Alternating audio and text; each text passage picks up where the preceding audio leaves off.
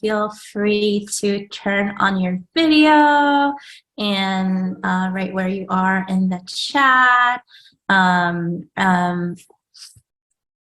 Yeah, we'll get started in just a few seconds. Just let everyone kind of trickle in. I'm Lior. I'm the Deputy Managing Editor of Kveller, and I'm joined today by Rabbi Yael Buchler, who is a Kveller contributor and also runs Midrash Manicures, which is she just creates some truly delightful Jewish and merch and just like colorful and fun and obviously like manicure stick on kits that are so fun. Yael, do you want to take it away? I'm really excited to be here. Thanks for having me. And this is something I think can talk about all year long. So I'm really excited that other folks are interested this time of year to speak about Hanukkah and fashion. So we're actually going to jump right into the slideshow if that works, so we can go through basically 122 years of history in just a few minutes. So as we think about Hanukkah fashion then and now, it's important to head back in history to the origin of gift giving in America. So we'll head to the first slide, which speaks about Hanukkah presents. And now this is actually not a phrase in Hebrew, it's in Yiddish. And the earliest advertisements for Hanukkah present and gift giving were to encourage Jewish immigrants that came to this country to give presents in this season. And so there's a Yiddish word for presents, but it's actually literally spelled out presents so that immigrants could learn the word presents, because clearly that was a very important word to learn in America. We'll head to the next slide. We're going to zoom in on this particular advertisement. This is the earliest ad I came across for Hanukkah gifts in a Yiddish paper, the Forward.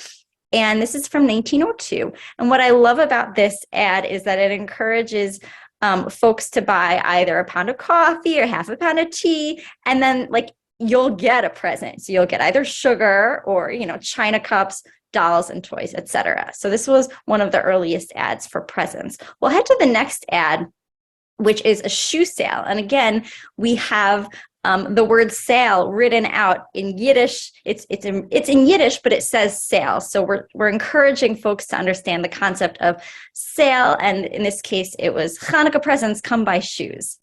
But the next ad is probably my favorite Hanukkah presents ad. So how many of you have received, feel free to raise your hand if you've received dental cream for Hanukkah. Any takers? Not super popular here. So dental cream was featured as a gift actually for kids for Hanukkah, and perfume for grown-ups. So it's helpful to know that this was one of the initial things that was encouraged to be given as a gift for Hanukkah. We're going to move on to the next slide. And in addition to physical gift items, advertisers encouraged Jewish immigrants to use American ingredients in their Hanukkah cooking. So baking powder was not something we had in the old country. It just wasn't. And so this ad, I love it. It says in Yiddish, let your guests choose which Hanukkah games to play, but if you want it to be a success, use baking powder. And the same thing also happens with pancake flour, which again, that was not typical for latkes. So same idea, but again, use American ingredients and your Hanukkah will be amazing. So that's sort of our earliest glimpse at Hanukkah gifts. Now, heading into the next slide, the idea is that folks came to this country, wherever they came from, they came with ritual items. So it might be Shabbat candlesticks, or in this case, a Chanukiah, which many people refer to as a menorah. So I'll probably use the word interchangeably. And many folks came with those items from their home country, but guess what?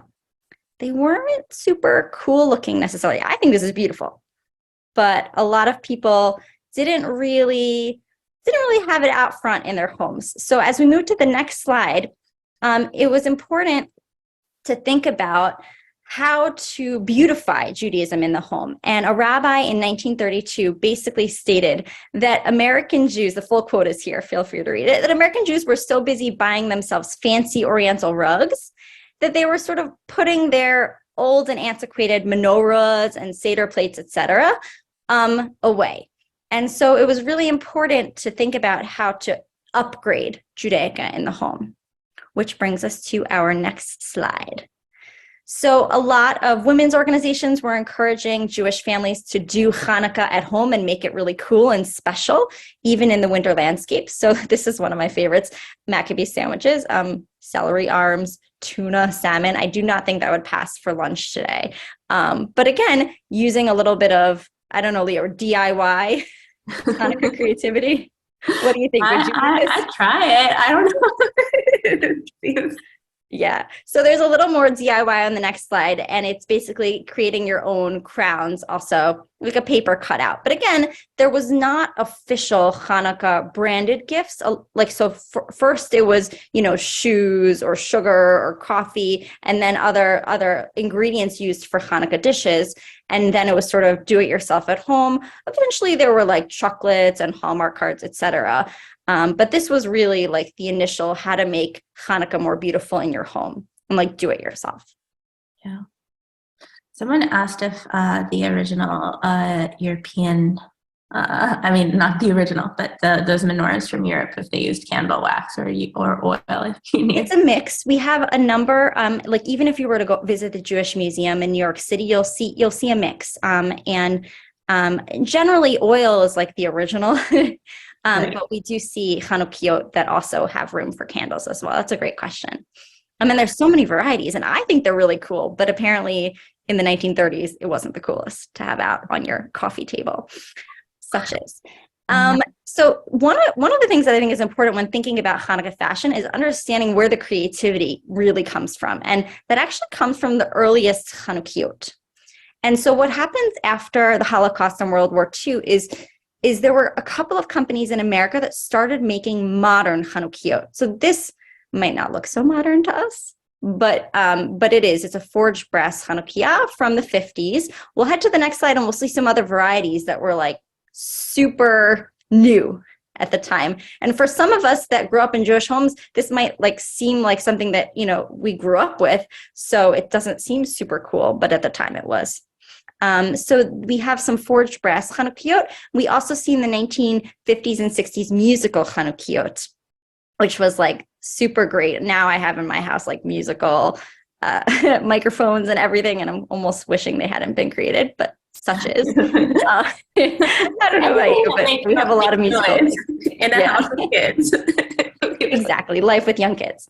The next slide shows an advertisement for musical Chanukiot, and you could see it plays the full melody of Hatikva and the Rock of Ages. So I also want to point out that with the founding of the State of Israel, there was also like a surge in Jewish pride and Jewish pride in America. And so in a sense, it's all connected. After the Holocaust, the founding of the State of Israel, you're seeing all of this new physical merchandise. And so we see also, if you turn to the next slide, there's also some Chanukiot that are made, like the finishing was patina. Those are also very common, Lior. I'm sure you've seen it like in Israeli Chanukiot as well. Yes. Yeah, at my grandparents' house. Yeah. So again, like many of us might have these as well. And again, they were modern at the time. We'll head to the next slide. And finally, electric Chanukiot, which are obviously super popular today. So that sort of also coming after the 50s into the 60s. So we see so many new varieties. And that was really where the creativity existed for a while. When one of the companies created the forged brass menorahs in the 50s, they thought that they would like sell out at 1,000 and that would be the end of it. But no, people kept wanting to buy more and more modern Chanukiot. And so the trend really just continued. We'll head over to the next slide.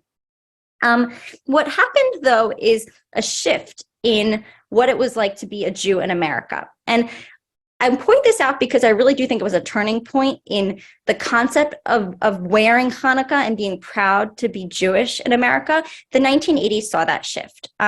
This is from 1987. It was the cover of the New York Times. This was actually a Jewish day school I went to growing up, and it doesn't exist anymore, the school, but I actually owned this Chanukiah that was on the cover of the Times. And for me, this marked a shift in really being comfortable publicizing that Jews celebrate Hanukkah in America. The fact that it was on the cover of a national paper is very cool. And on the next slide, we'll see that at the same time, 2 years later, the Supreme Court had a decision that basically said it's totally kosher, I put kosher in quotation marks, to have a Chanukiah out front in a public area alongside a Christmas tree. But a nativity scene, however, was not okay. So again, by the end of the 80s, it sort of gave Hanukkah, this decision gave Hanukkah a boost. Also, early 90s, there was anti-Semitism, as there is today, which we know all too well. And there was many acts of anti-Semitism in this Billings, Montana. A rock was thrown through a window of a 5-year-old who had a Chanukiah on the window. And so in solidarity with their neighbors, they shipped electric Chanukiot to Montana, and that's a very famous photo by the photographer Frederick Brenner of showing individuals from the community holding up Chanukiot. Again, everyone from the community, not only the Jewish community, standing in solidarity. So again, late 80s, early 90s, suddenly it's much more visible, the holiday itself, which of course leads to merch. So this photo is from 2014, but the Hanukkah in retailers started in the early 90s and late 80s. So we see Hanukkah in Bloomingdale's and in other big brands at the time. This was pre-Target, Lior, so pre-Rugrats sweatshirt. And basically, this was a big deal for Judaica to be displayed that was more modern. And when I've spoken to a number of folks that own companies that were providing the Judaica for these big chains, and they said that sometimes the chains were super interested in metrics, like, will this sell?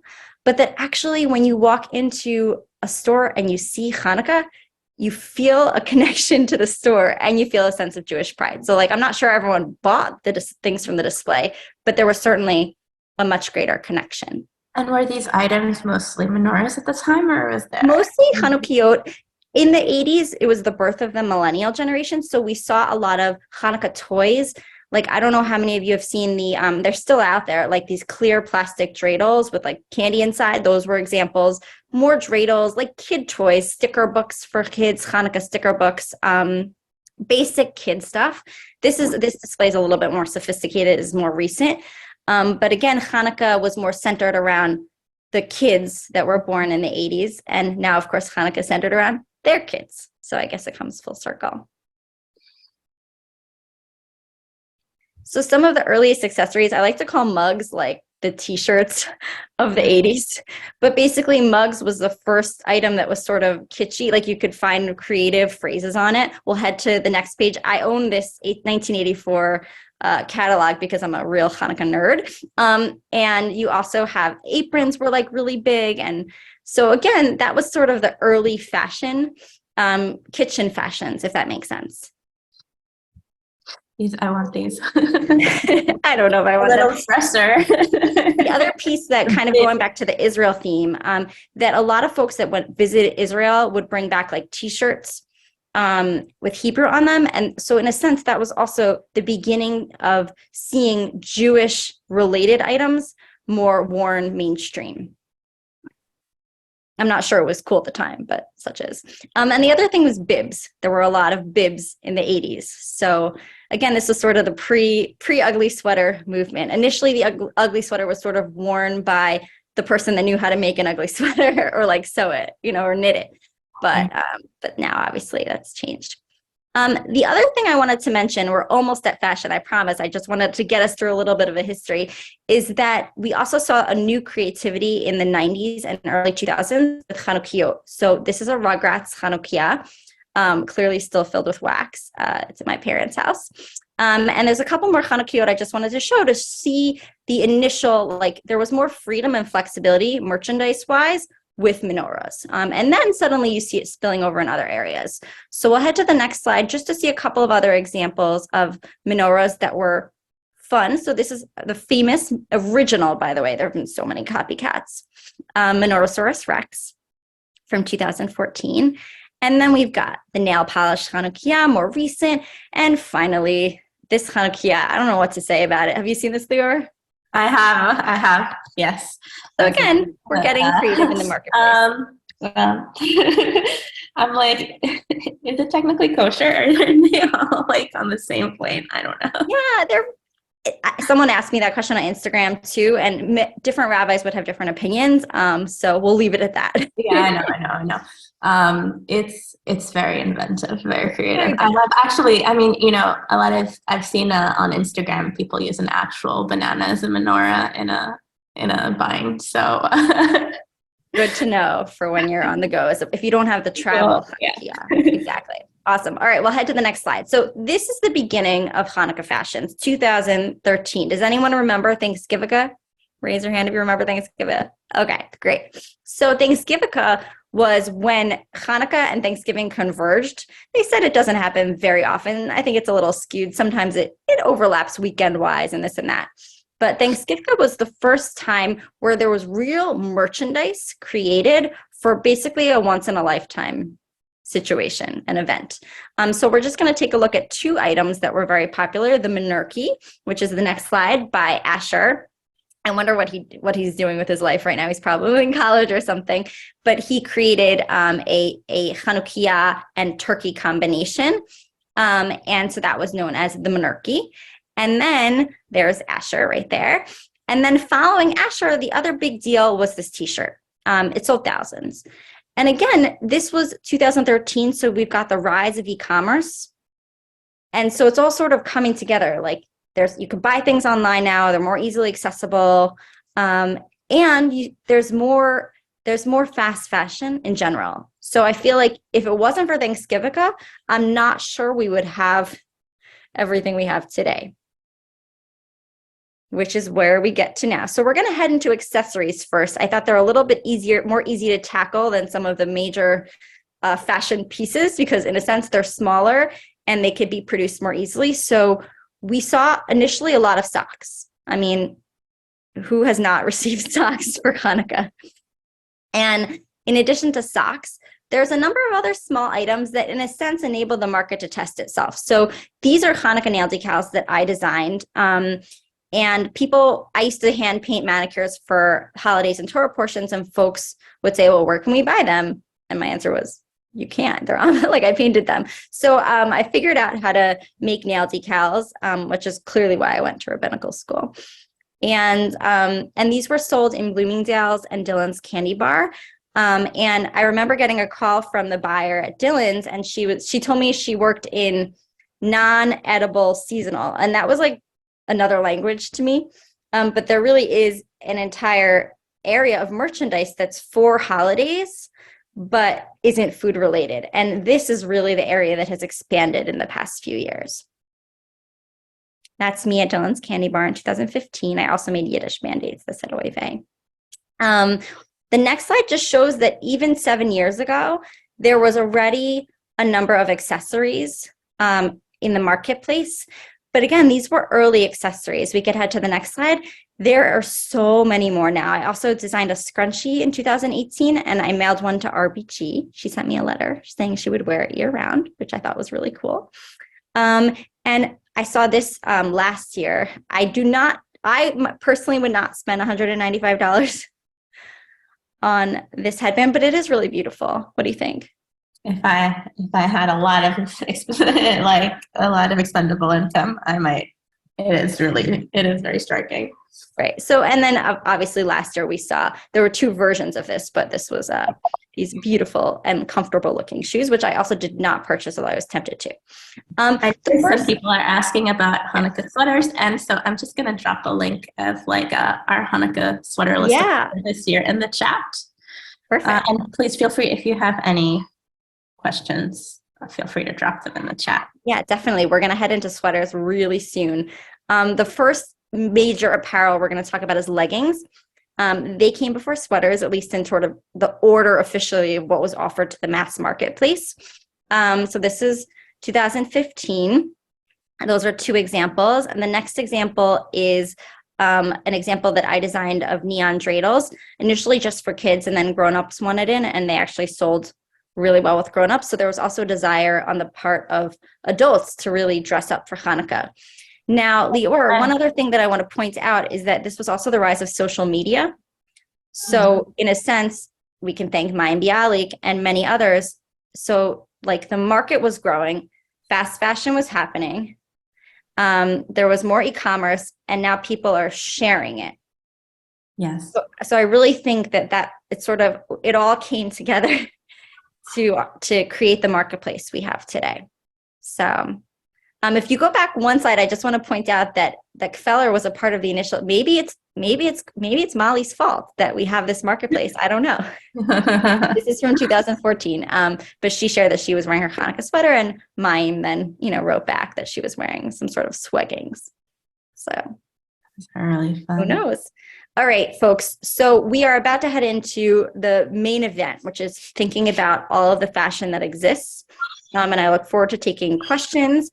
So here is our Hanukkah fashion bingo. Lior, I didn't even give a free space in the middle because practically every single item is blue and white. So I just figured that's basically. That is truly the free space. It's so funny because my parents brought us a bunch of Hanukkah swag, I would say from Israel, and nothing is blue and white. It's just like such an American thing to be like blue, white, yellow, Jewish, like, Yeah. When I initially designed the Hanukkah nail decals, the first version were like kind of like a dark purple packaging. And a year later, I switched it to blue because blue is what sells. That's so interesting. Really interesting. Yeah. So out of the Hanukkah fashion bingo, I just want to go over the categories. Jewish puns or Jew puns. And I was almost uncomfortable writing Jew puns, but some of the phrases that we're going to see on the fashion items literally have the word Jew in them. And we can together analyze and process whether or not we find some of these phrases offensive or whether they're just funny. And feel free to look at some of the other things, including Hebrew, winter symbols, Hanukkah imagery or icons, random Jewish words, that's a category, animal puns, things that are actually funny, which is also TBD, to be determined, and Christmas phrases. Anything you want to add to Hanukkah bingo, Lior? Oh my gosh. No, I think you really nailed it. Get it? Nailed it. Truly. All right, so we're going to first enter the Hanukkah animal verse.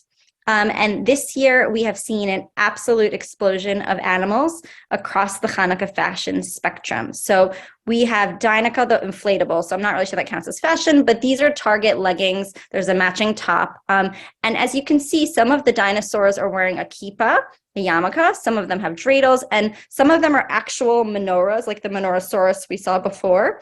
It's pretty cute, in my opinion. What do you say? My son has a Menorahsaurus sweater that he would wear every day if he could, which we bought this year at Target. Yeah, Target was definitely a winner this year. So now we enter bears, which is fairly typical for the winter season. So I'm not at all surprised they're on Hanukkah fashion items. So, and some of them, are carrying Chanukiot in this case. So that's bears for us. We're going to move to some more interesting animals shortly. Lions are big this year with Target, and they kind of remind me, they give off a little bit of Daniel Tiger vibes. What do you think? I really like these. These are super adorable. I really dig I don't know what you guys think, because I know there's mixed emotions about these, but and I agree about the octopus we were just talking about today, that there should be more Hanukkah octopus. Whoopi Goldberg actually put out a Hanukkah octopus sweater a few years ago that I really wanted, but was quite expensive for me at the time as a worker. Maybe not as expensive as that headband, though. I don't know. No, not $198 though. Exactly. Still pricey. But I'm all about the Hanukkah animals. Really, give me Jewish kitsch. Give me Jewish cute stuff. And true, lions are a traditional Jewish symbol. They are, but they're new to the Hanukkah marketplace, specifically this year. Llamas have been around for a couple of years. Happy Lamaka. It could be a pun on yarmulke.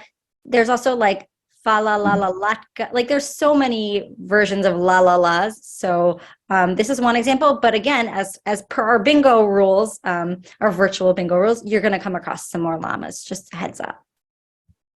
And cats. So I thought this headband was so cute. Happy Hanukkah. And there's a number of cats in the market. And we're almost at the end of our animal verse. Almost there. We've got, let's see here, we've got dogs. I always think that Sharon wrote llama like the Hebrew Y. I'm like, all Jewish holidays are about asking questions. So in a way, it's totally appropriate that the llama is a Jewish holiday. It would also be appropriate for Passover, right? True, for sure. It's time. There's a Happy Lamaka book that my son also really likes. And yes, I just saw that at Barnes & Noble last week, actually. yeah, it's really fun if you guys are looking for a gift for kids. And our next animal is the moose. Now, very, very popular in Canada, by the way. And the moose's horns, or antlers rather, are used as part of the Chanukiah. So why not? So this is definitely interesting. And I think we might have had one more animal on this route. I don't remember. There's just so many penguins, right? Yeah, penguins, which is again sort of like our bear situation, a typical winter animal. Yeah. So we've covered the Hanukkah animal verse, and now we're going to enter the biggest category of them all. Lior, who are you wearing tonight? I'm wearing, I don't think anyone can see, but there's a menorah on my little sweater situation, and it's from Gelt Fiend. I actually have that sweater in the middle and the sweater on the left. And yeah, it's Corinne. She designed these, and I just find like they're so vintage and stylish and really like a little bit, made the Hanukkah ugly sweater market was not really a thing before. Yeah, I would say, and she started in 2012. Yes. And that's a long time ago. It's a decade ago. And I think and we're going to go through a couple of slides so you can head to the next one. This is Santa's First Hanukkah. The way in which she staged the photos of folks wearing the items was very aspirational. And it kind of created an ethos that wearing ugly Hanukkah sweaters, which are not ugly, by the way, I really think they're gorgeous and chic. It created like a cool vibe for Jews in America. And I think it stuck. So thanks for being a trendsetter, Corinne. I know. Oh, here's my sweater there on the left. Yeah, I know. I mean, and I do feel like there is this thing, and you said it earlier, that ugly Christmas sweaters too were not really like a thing that you went and massively bought either. So it was at the beginning. Yeah, it's the beginning. And then unfortunately with beginnings, when trends are trends, they go to the mass market, which again, I want to say overall is great, because the more people wearing ugly Hanukkah merch or Hanukkah merch, in my rabbinic opinion, is amazing. I also think that it definitely is a cost to small Jewish businesses. So it was definitely harder for Gelt Fiend to exist in an environment where everyone was making ugly Hanukkah sweaters, but they also started a trend. So we'll head to the next slide. As you can see, this was again popularized by Mayim Bialik. So again, and Molly see, there's a lot of Molly here inserted in the narrative. So we have basically 2015. I have not yet seen this movie. Seth Rogen wore an ugly Hanukkah sweater. This was actually by Tipsy Elves. And Seth helped to kind of, again, make Judaism cool in America. I've met him a couple times at shul. We have not talked about this sweater in particular, but he's a role model for being Jewish in America. And when other celebrities are wearing Jewish Hanukkah merch, it reaffirms that there's value in publicly celebrating Hanukkah. So in a sense, we're zooming 30 years from the late 80s, right, when slowly lighting Hanukkah candles publicly in public venues was becoming a thing. Now our way of doing it is by wearing Hanukkah merch in movies. And Tipsy Elves is an interesting, example of a company, because it's like partly Jewish owned. It's like, I think it's one of the owners of the company is Jewish, and it's still quite going strong. And they sell both Christmas and Hanukkah sweaters. Exactly. And what's interesting about them, and we're going to see a couple of slides, so you can head to the next slide. Thanks, Mara. Is that they're a little bit more edgy. And they were edgy early on. So again, Gelt Fiend started 2012. I'm not exactly sure when Tipsy Elves was founded, but they started to produce Hanukkah things pretty early as well. So we've got challah, which has a very stereotypical image on it. Junicorn, not sure. Actually, I'm sure how I feel about that. I don't like it, but other people might be fine with it. But again, I agree with you. I wonder what it is about that. Yeah. So, but again, it's still put it out there in the marketplace, right? Like it's out there in their emails. It's suddenly making Hanukkah more acceptable to celebrate publicly and to wear publicly. And they were actually a little bit conservative initially, conservative with a small c in terms of even the way their e-blasts work. So like initially they would like they'd have things on the website and this and that, but it really took until 2018 for there to be a dedicated Hanukkah e-blast. Which we're going to actually take a look at. And they also created, of course, merch for dogs. Their first Hanukkah e-blast was 2018. And again, it was easy, 50% off all Hanukkah gear. But that was only 3 years ago. And it was innovative. So I just want us to sit with that for a second, or 4 years ago, rather, that like even companies really owning merch that they sold, like they sell the merch, and that's great. But really putting it out there to consumers in an e-blast and publicly acknowledging Hanukkah was a big deal, even just a few years ago. So again, a little bit edgy, especially the one on the right. And we'll move to the next slide. But again, for some people, this was a way to connect to their celebrations of Hanukkah. The image on the left says Gelt Digger. Again, I'm not thrilled with the stereotypes involved in this sweater, but for some people that might be really creative. I'm not thrilled with Aeneas. Yeah, and again, this sweater, the hat and the payas is not for me. Yeah, that was not on our bingo, by the way. But this is how we do it. Again, just other examples of, I'd say, a little bit off merchandise. And then this one, speaking of off, jute off. Yeah, so there's Rudolph the Red-Nosed Reindeer was co-written, I think, by a Jewish this person. So I mean, still Rudolph, I feel like there could be something a little bit better. But we've got a moose, right? We've got a moose. Yeah. And this past year, I thought this was really brilliant. It was actually a collaboration between Modern Tribe and Tipsy Elves. And it was spreading the holiday schmear, and it sold out like super quickly. It came back this year, which was good, in kid sizes as well. But I thought this was really cute for the bagel lovers. This I saw last week at Saks off Fifth. Let's get lit. So again, sometimes these phrases, it's just like, what are they doing? But I thought it was as ugly as it gets. So yeah, I'm growing in my love for llamas. So I think I was beyond thrilled to see this, even though like I just don't know what to do with it. It even had a matching, I don't know if you can see it, but it comes with a matching llama headband. Oh my gosh, yeah, I'm going to Walmart tomorrow. Who else is coming with me? Yeah, this Walmart was in New Jersey. Okay, so yeah, this was a real find. And again, what's interesting is that now we're seeing in the national chains that they no longer need to have just a section for Hanukkah. Sometimes it's like a scavenger hunt. So like you'll go to the home goods section and there'll be Hanukkah things there. And now with the rise in Hanukkah fashion, you'll actually go to like the women's section and there's Hanukkah sweaters, or the kids section. So we're really seeing Hanukkah literally spread throughout stores, which is also a sign of the growth of the Hanukkah marketplace. And even American Girl dolls have oh my gosh, Hanukkah sweaters. We also see Hanukkah tops. So we see a rise in different types of shirts. So I happened to buy my kids some shirts from Target this year with some dreidels on them, but Target and the Cat and Jack brand in general, we've seen a lot of exciting things in that area. In 2017, I designed a cold shoulder shirt for Hanukkah. And this is just another example of like the styles out there. I haven't seen any since then. So just saying, I thought it was pretty cool at the time. And some of the shirts that we're also seeing in the shirt category, so we've moved a little bit beyond sweaters and expanded, are just other phrases that are not like totally connected to Hanukkah. So this is love and light, for example. Now this one I love. This is how I roll. This would fall under the bingo humor category.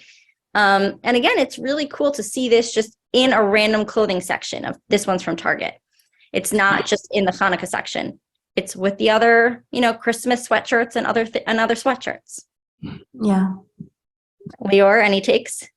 On this one, aside from the fact that everyone on the Color team has the sweater, I mean, the Rugrats Hanukkah episode is like really one of the earliest kind of just really good TV representation of Hanukkah, I think, just because the co-creators of Rugrats are Jewish, and they just gave us some really good TV representations of characters who were like authentically Jewish. And I think for a lot of Jews that grew up in the 90s, seeing something like this is really delightful. And also, there is a Rugrats reboot, and I have watched it with my kids, and there's lots of mixed feelings about it, but I think it's really delightful. And it also has a Hanukkah episode with Henry Winkler saying the Hanukkah blessing. So it is a way also to connect your kids. And obviously, like I sit my kids in front of the Rugrats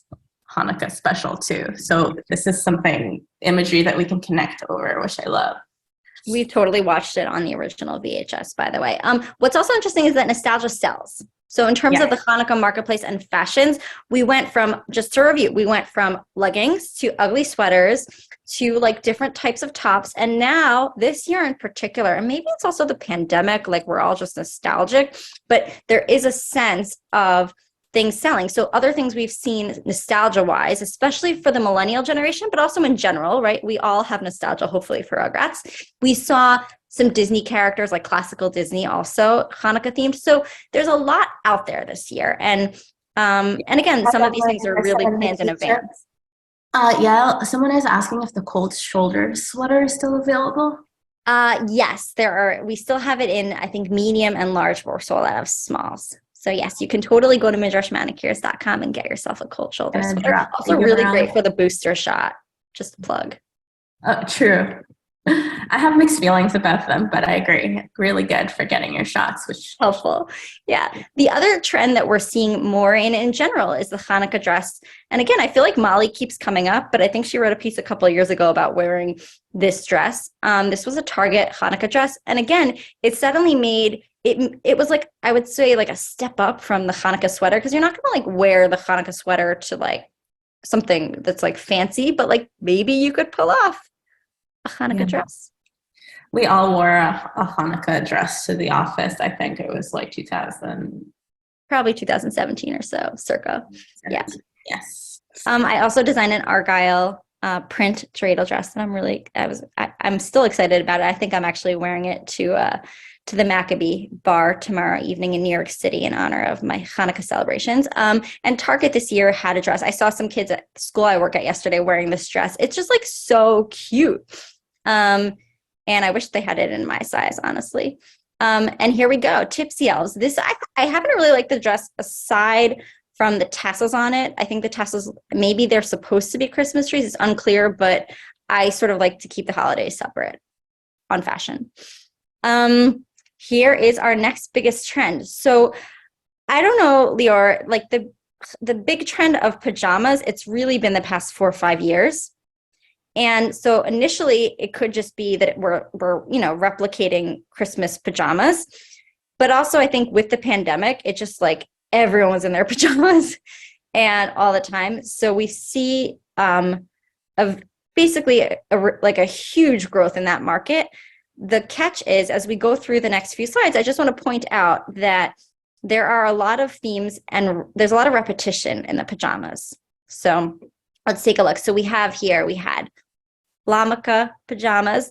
We've got Oi to the World, which, by the way, sort of circles back to the initial Yiddish ads that were sort of the foundation of the Hanukkah gift market. And now we're kind of making fun of Christmas phrases with the word Oi. So I think it's an okay phrase. It's definitely better than some of the other Tipsy Elves phrases that we saw. But happy holidays to all of you. I'm not sure why that became a thing, but this is from 2018. This is from 2021. Note to self, or because I design fashion items, I'm not going to put a year on items. Like I feel like why would anyone want to wear Happy Holidays Well, 2021? they said that on everything in like 2021, and I really don't understand why they did it. And I think it was because they did the same print, like similar prints, so they wanted to, or maybe they were like, we're selling the pajamas for super cheap, so you should like get one every year. I don't know. I guess, but like No again, idea. you want to think about like some sort of evergreen nature of pajamas. Yeah. So that's Happy Holidays. And then Kohl's also had a Happy Holidays. I like this one. I mean, like, I don't like, I like the design on this one, I guess, is what I'm saying, more than some of the other ones, but I don't like holidays. One of the other things you were noticing that these are all basically blue and white. And it's just important to notice, like I designed, so the pajamas I'm wearing, which will be probably an upcoming slide, they're also navy. But the reason is, and maybe that's a thing in general, is sometimes when you do print and dye on fabric with some of the darker colors, like I had wanted them to be black originally, and it's just the way the colors come out on it isn't as pretty as working with a blue. So I think it depends. This one is so interesting. If we go back one slide, the Gimel Carter's pajamas. Yeah. It's like we're all winners. And going back to the Hebrew idea, like they could have used all 4 letters. Yes, true. But maybe they wanted us all to be winners. I don't know. I don't think this is their best. I mean, I like the design and it's got a nice aesthetic, but again, I think with multiple Hebrew letters, I would be more inclined to purchase it. Yeah. Such as. And now we're going to head to Target, which again is sort of one of the pajamas of the year, I would say. And the Lion family is just so cute. And again, it's everywhere in the store. It's so easy to access. So I think it was a good timing for sort of a fresh design for Hanukkah. And that's a close-up version of the Lion celebrating Hanukkah. They have sufganiyot, jelly donuts, super cute. And this is the Little Sleepies pajamas for this year, which are also very popular, and they have sufganiyot jelly donuts as well. So we're seeing some additional imagery in the Hanukkah fashion marketplace. Initially, it was mostly dreidels, Jewish stars, Chanukiot, menorahs, and now we've got some sufganiyot. These are the pajamas I'm wearing that are splatter paint themed that I designed this year as an ode to my own 90s nostalgia. I was a huge spin art fan as a kid. And so this is my family, and my kids have been wearing them for months every single night. So that's been real fun. And the next slide is showing the official growth. When we know the Hanukkah fashion marketplace has reached its peak per se, we have Hanukkah sweaters. And so that is the PetSmart sweater. And then we have the next slide shows Maple, the guinea pig, wearing the sweater. So I'm going to take questions in a moment, but if anyone has questions or comments, they're welcome to email me, rabbi@midrashmanicures.com, or follow me on Instagram, Midrash Manicures, or on TikTok. I've posted about 15 videos of kind of exploring Hanukkah merchandise in stores. So feel free to stop sharing. I'd love to see everyone and take a couple questions about the Hanukkah fashion marketplace. Isaac made a really good point about being size inclusive, and just the fact that one of the advantages, I guess, that fast fashion is on this is that there is maybe a little bit of, especially Target, that is being more size inclusive now, as if there is a wider variety of sizes. Yeah, it's so interesting also because some of the small businesses, when you're working with factories that are doing runs for a million different companies, they're not as used to a variety of sizes as well. So that it's almost limited with what you can produce. And also there's a cost factor too. So if you have a factory that's already producing stuff for you in lots of sizes, it's really easy to translate it to other prints, 100%. Yeah, unless you're like an Etsy and you do print on demand for stuff. Yeah, which is also growing. Slightly easier to be size inclusive. Someone else, and Home Goods has some really fun stuff this year. I agree, Joe Keller. And they have a lot of gnomes, so. I like the gnomes. I mean, if you guys want to get into the gnomes, I can talk about the gnomes, but I feel like there's some questions here, so maybe we can. Yeah, it's all good. They have not infiltrated the fashion piece so much yet, so so I don't have to comment too much on them. Allison asked, how did you get into design? So I always wanted to find authentic Hanukkah merch and wasn't always able to do so. So I'm not a huge sweater person, although Geltfien sweaters are like the softest things in the world and I love them. So I wanted to find things that I would personally want to wear for Hanukkah. And a lot of the things I was seeing out there, they felt a little bit dated.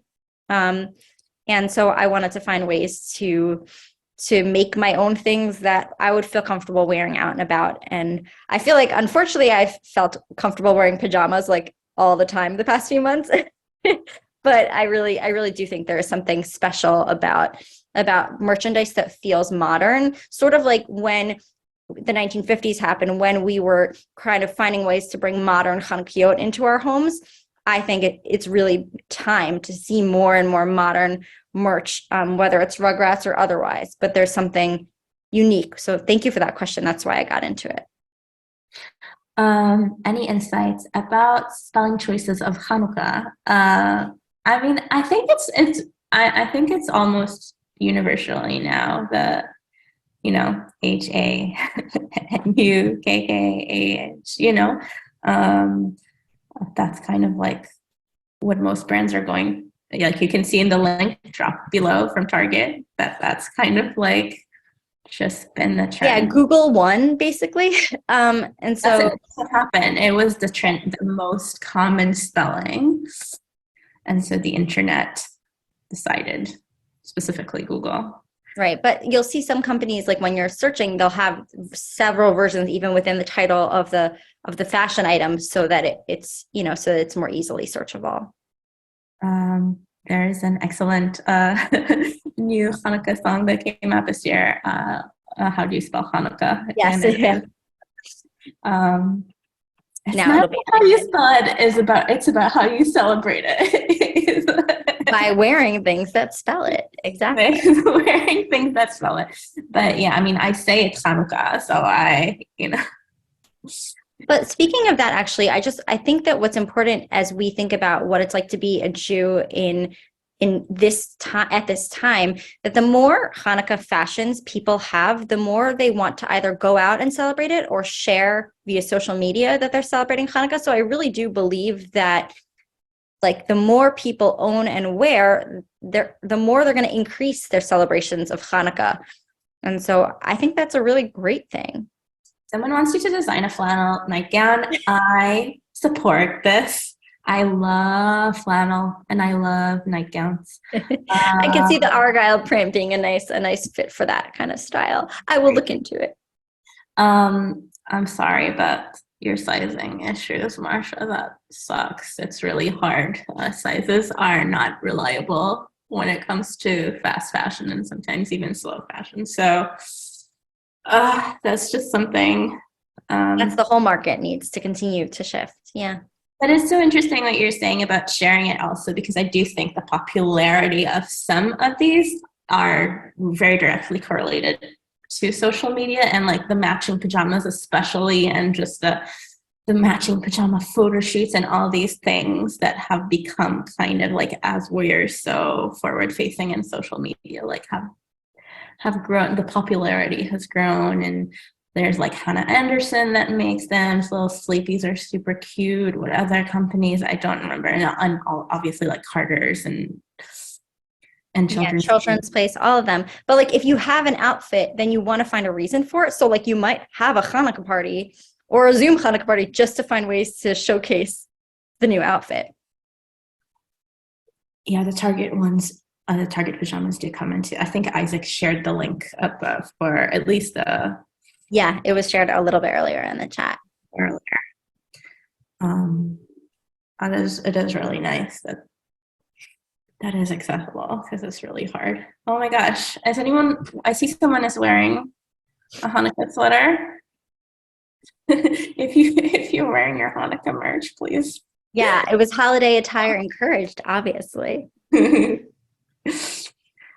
Yeah, look, I think this is the season that, you know, there's a lot of holiday parties as well. And it's nice to have options. Again, it used to be sort of like, it was more challenging to find things that felt comfortable and authentic and Hanukkah. And so there really is reason to celebrate. And I do think that all of this merch, you know, we can talk about climate change and everything else. But I really do think that there is something special that this new wave of Hanukkah fashion brings to the rituals that we do each and every night, with lighting the Chanukiah and, you know, having our Hanukkah dance parties and everything else. I wanted to tell you about my sweater because I just need one sweater for all 8 days because it's got these sequins on it. I don't know if you can see. Oh, cute. Love it. Love it. And I saw it on someone. I was in a Milton class and someone wore it, a teenager, well, a young person, someone in their 20s. And I said, where did you get that? And they said, Target. And that night I ordered it from Target, and it turned out several other people at the temple did the same thing. We all have them, but it's amazing. The pandemic, and I just love it. Thanks for wearing it. Chevy, thanks for sharing those earrings. Yeah, there's lots of fun. Yeah, there's a lot of accessories as well. I think that's the easiest thing to have, from earrings to necklaces. Like, there's so much in that arena as well. Yeah. So it's so much fun.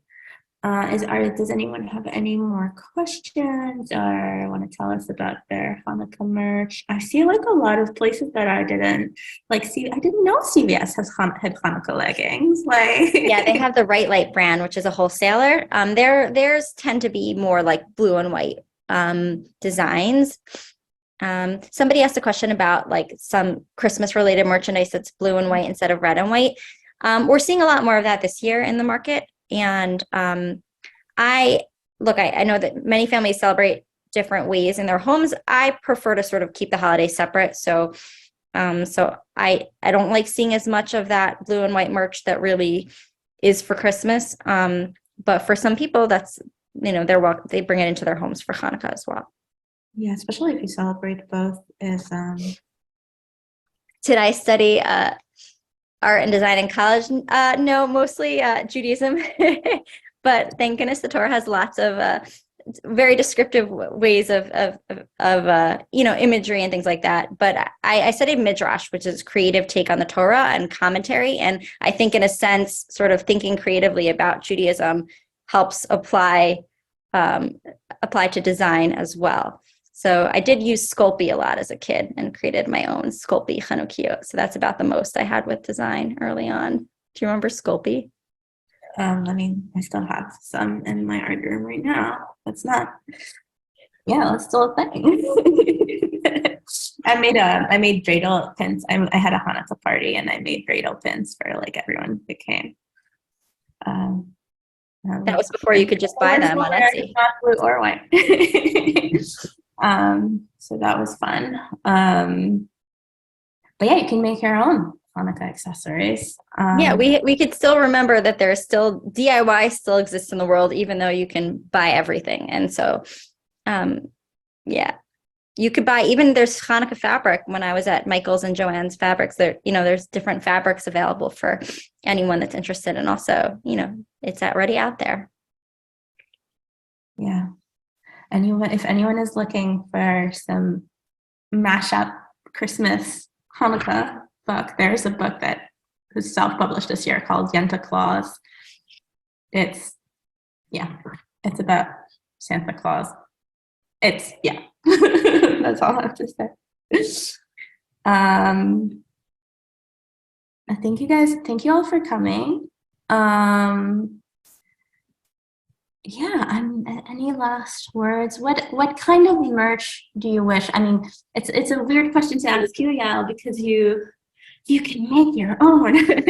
But what do you wish you could see more of? Or like, we're looking forward into 2023. Yeah, I mean, I would love Shavuot to become more of a thing. Honestly, I'm a big Shavuot fan. I think there's so many amazing Jewish holidays. Hanukkah gets a lot of attention. And look, I give it attention, right? We all give it attention because it lands in the winter scheme of things. But I would say that hopefully there'll be more Tu B'Shvat merch and more Shavuot merch, and of course Passover merch is continuing to grow. And get your matzah pajamas when you can. If you didn't get last year, they're super fun and super soft. Purim, I don't think needs more because we really just buy our Halloween costumes on sale. So, Yeah. Yeah. That's true. Yeah, it's so interesting because obviously, like, we didn't really talk about Christmas that much in this talk, but obviously there is a reason why Hanukkah. I mean, it's part of the reason why Hanukkah merch is such a thing versus other holiday. We can't really ignore it. We can ignore it, but the piece that's interesting is that like a lot of that happened early on, right? Like the 1900s, we started gift giving basically immediately upon it for those of us that came to the States at that time, right? So the gift giving took off. And then by the 1980s, there were kids' gifts. There were like you had sort of that marketplace was in a sense running parallel to it, or about 10 years behind at most.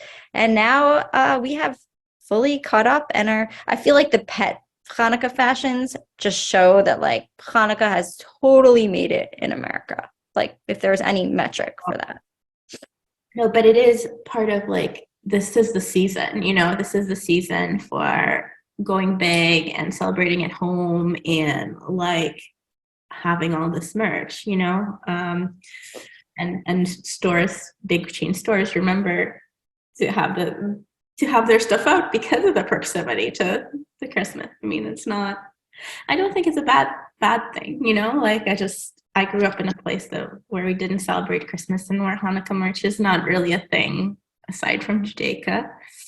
And I love that I am in America and there is, and I love this market and just like really delight in these products that like make me share I don't celebrate any other holiday, but they allow me to show my Jewish pride in this way.